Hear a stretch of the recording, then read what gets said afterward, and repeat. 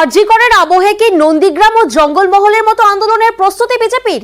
শুভেন্দু অধিকারীর মন্তব্যে জল্পনা, নৈরাজ্য তৈরি ষড়যন্ত্র, পাল্টা সরব তৃণমূল। সরকার এই নিরামিষ আন্দোলনে চাপে পড়ে না। নড়াতে যদি হয় মমতা ব্যানার্জিকে ওই 27 তারিখের মতো নড়াতে হবে, এসব করে কিছু হবে না। কোনো অনুভূতি নেই, আপনি বসে থাকুন না 7 দিন স্বাস্থ্য ভবনের সামনে, বয়ে গেছে। কার কি হয়েছে ও জানি আমরা কি করতে হয়, তার প্রস্তুতি চলছে। আমি ধৈর্য রাখতে বলবো বাঙালিকে। ভয় একদিনই পেয়েছিল, ভয় এখনো আছে, আর কি করতে হয় আমরা জানি। দুটো সফল গণ আন্দোলনে আমি নেতা বলবো না, সমন্বয়ক ছিলাম, একটা নন্দীগ্রাম আর একটা জঙ্গলমহল, নেতাই এবং তাকে কেন্দ্র করে। অর্থাৎ আমার কিছু এক্সপিরিয়েন্স আছে, সেটা আমি আমার সহকর্মীদের নিয়ে ব্যবহার করব।